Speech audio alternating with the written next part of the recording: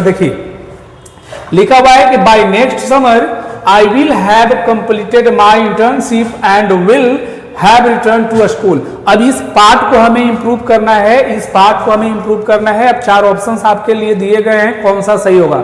तो तरीका समझना, अगर मान लो कि कभी भी दो वर्ब को अगर हम कोई कंजंक्शन से जोड़ दें, अगर दो वर्ब यहाँ कंजंक्शन से आ रहा है जुड़कर, तो ये दोनों को हमें सेम फॉर्म में रखना होगा, एक ही टेंस में रखना होगा।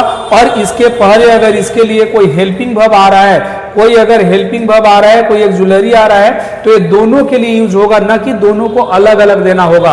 तो एक हेल्पिंग वर्ब के लिए जब हम दो वर्ब को कनेक्ट करते हैं कंजंक्शन से, तो हम सिर्फ क्या रखते हैं, मेन वर्ब को रखते हैं, न कि फिर हम दोबारा सेकंड वाले के लिए भी हेल्पिंग वर्ब देते हैं। अगर ये बात समझ में आया है तो यहां देख सकते हैं कि विल हैव आया है, विल हैव के बाद कंप्लीटेड हमारा थर्ड फॉर्म है जो कि वर्ब है। अब आगे फिर से एंड दे रखा है, एंड के बाद फिर से आपने वही बात को रिपीट किया, विल हैव। भाई जब यहाँ विल हैव आ ही गया है तो फिर से आपको विल हैव का यूज नहीं करना है, हेल्पिंग वर्ब का यूज सिर्फ एक ही बार करेंगे जब एंड से यहाँ कंजंक्शन से जोड़ दिए हैं। एक क्या है हमारा कंजंक्शन।